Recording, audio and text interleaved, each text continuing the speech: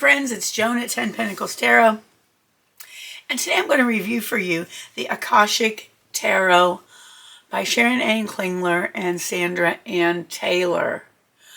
This deck is different than a standard tarot deck. It has 62 cards and a guidebook, and it's set up a little bit differently, and I'll show you when we look through it. So let's look at the box first. It comes in a sturdy two-piece box. This is what the top looks like. The side is published by Hay House.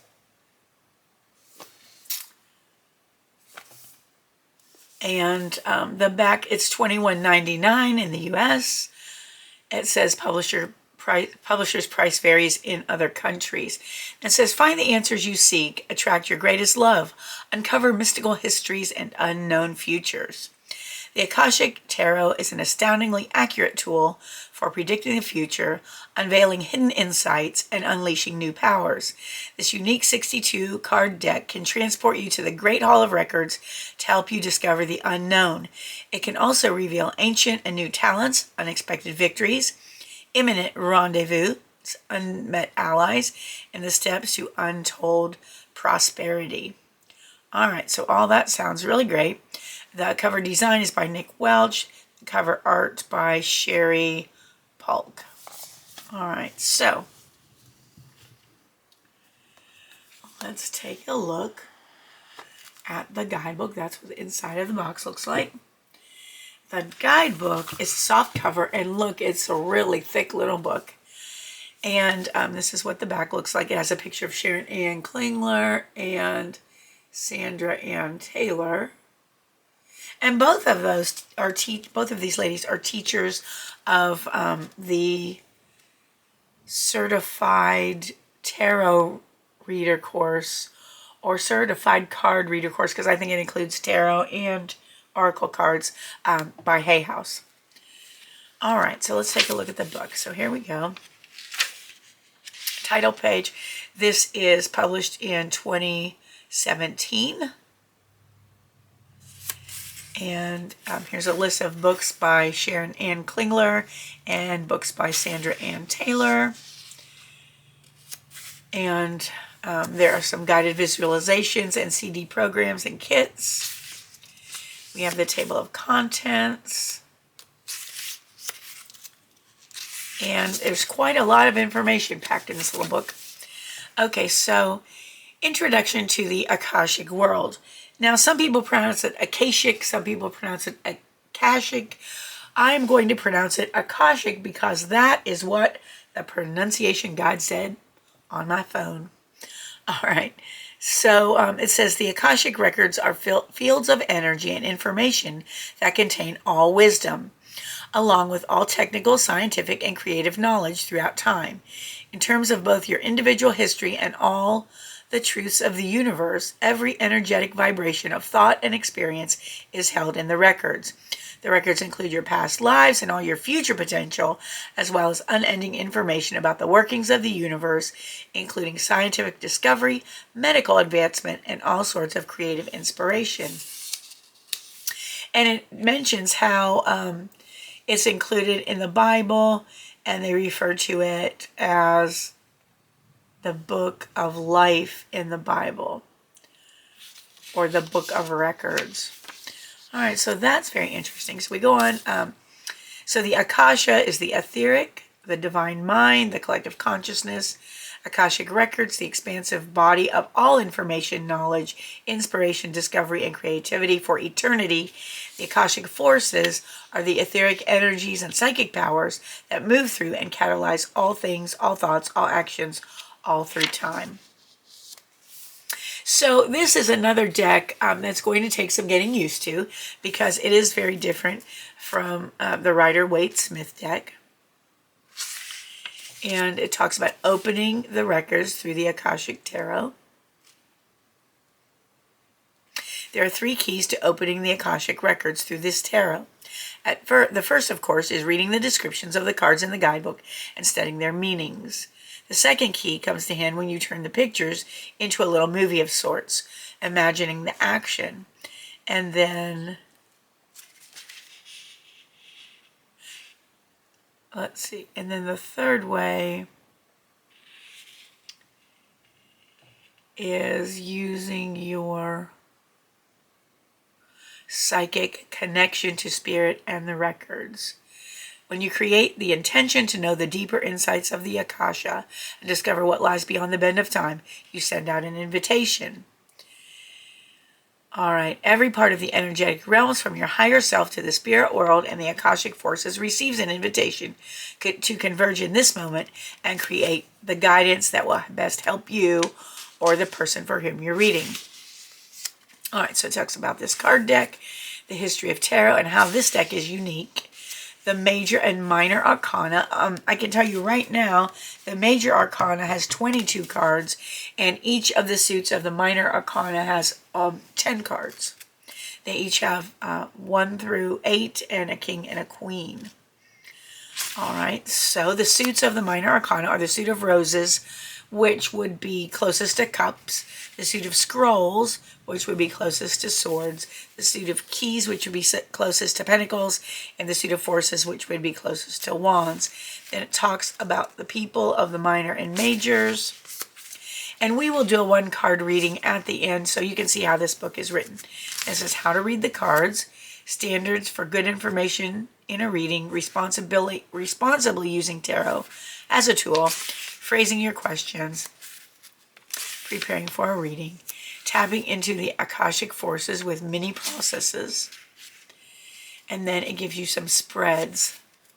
It talks about card placement and telling time. Take an overview of this spread. It does a 1-card pool and a 3-card spread, which can be past, present, and future. It has a pyramid spread and astrological connections to the Great Pyramid. It has a Wheel of Life spread, which looks like this, and uses 17 cards. And then it talks about that. And then we go to the meanings of the cards.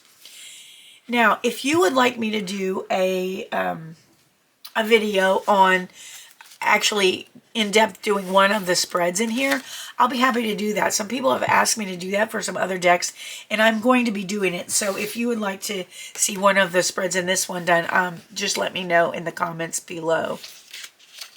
So first we have the Major Arcana, the Oracle of Delphi. So it is the first card. It has an upright meaning, a reversed meaning, and then something called Akashic Force. Okay, I think that will be with everyone. And like I said, we'll do a 1-card reading at the end. Then the second card, the Akashic Library, upright, reversed, a special note, and then an Akashic Force. All right, very interesting. So it looks pretty much like that is, they don't all have a special note, but some do. And then we go through, that is the Major Arcana, and then the Minor Arcana. So it takes each suit. And each card also in the Minor Arcana has a title as well. So we have an upright meaning, a reverse meaning, a special note on some, and an Akashic Force. Then we have upright, reversed, and Akashic Force. Okay, so we have suit of scrolls, suit of roses, suit of forces, and the suit of, let's see, keys, the suit of keys. All right, and then we get all the way to the end. We have about the artist, Sherry Polk, and Emiliano Villani. Okay, very good. So Sherry Polk. And these are the cards that she did the artwork on. And then Emiliano Villani, and the cards he did the work on. Very interesting. And then about the authors. And then there's some more publisher information and some blank pages. So that is that little guidebook packed full of information. Okay, so let's take a look at the cards. All right, this is what the back looks like. And they have that waxy finish. It's not really waxy, but it's the finish that most of the matte finish cards have. This is what the front looks like. So each one has a gold border and then a color for each of the minor arcana. And it's medium to thick cardstock. And we'll see how it shuffles later. So first we'll look at the major arcana. We have got the Oracle of Delphi is number 1. Each one has the number at the top and the title at the bottom. The Akashic Library, Archangel Gabriel, Birth, Hilarion, the Divine Physician, Fated Meeting, Archangel Raphael, Archangel Michael, the Light of the World, the Ark of the Covenant, the Scribe, the Buddha Prepares, Initiation, and the Count Saint Germain, the Muse, Caught in the Ruins, the Lookout, Up in the Air, Reflection, Will, Wisdom, and Mind, Uriel and the Sphinx, and Add Some. And that is the end of the major arcana. Then we have the Suit of Forces, or Wands, the Akashic Field, the Willow, the Bird's Nest, Spring/Autumn, Summer/Winter's the 5 of Forces, 6 of Forces, the Waterfall, 7 of Forces, Balance, 8 of Forces, the Lightning Bolt, 9 of Forces, well, there's no 9, the Queen of Forces, and the King of Forces. And then we have the Suit of Roses, which would be similar to Cups. But like none of these card meanings match the Rider-Waite Smith images, so, or they don't seem to. So, you know, it's really not a connection that needs to be made. So 1 of Roses is Commitment, 2 of Roses, Winged Messengers, 3 of Roses, Loving Elementals, 4 of Roses, Views of the Ego, 5 of Roses, The Garden, 6 of Roses, The War of the Roses, 7 of Roses, The Journey, 8 of Roses, Sangha, or Community, the Queen of Roses, and the King of Roses. And then we have the Suit of Scrolls, which would be close to Swords. 1 of Scrolls is On Track, 2 of Scrolls, Two Worlds, 3 of Scrolls, Setting Your Course, 4 of Scrolls, The Karmic Trench, 5 of Scrolls, Diversity, 6 of Scrolls, The Sands of Time, 7 of Scrolls, Intricacies and Industry, 8 of Scrolls, Paths Unknown, 9, and then we have this Queen of Scrolls and the King of Scrolls. And then the last suit is the Suit of Keys, which would be close to Pentacles. The 1 of Keys is the Architect, 2 of Keys, the Treasure, 3 of Keys, the Chess Game, 4 of Keys, Clearing the Way, 5 of Keys, Wishes Fulfilled. And this is how different it is. The 5 of Pentacles is, of course, the Out in the Cold card, and then the 5 of Keys here is Wishes Fulfilled. So the meanings are nothing alike. 6 of Keys, in crescent moon. In crescent. That's an interesting word. 7 of Keys, the Ascent. 8 of Keys, the Master Artisan. Queen of Keys, and the King of Keys. All right, so let's see how they shuffle. And let me compare real quick to the size of a typical tarot card. So I've got my trusty Radiant Rider-Waite deck here. And again, like most of the Oracle decks, it's about 3/4 of an inch wider and about 1/4 of an inch longer than the typical tarot deck. All right, so let's see how they shuffle. And again, there's 65 cards in this deck, as opposed to a 78 card deck. All right, they're a little stiff, but they don't seem to be sticking together at all. And of course, they won't be stiff the more you shuffle them. Let's see. Yeah. Sometimes with this type of finish, I have a little problem with them sticking together. These don't seem to be sticking together.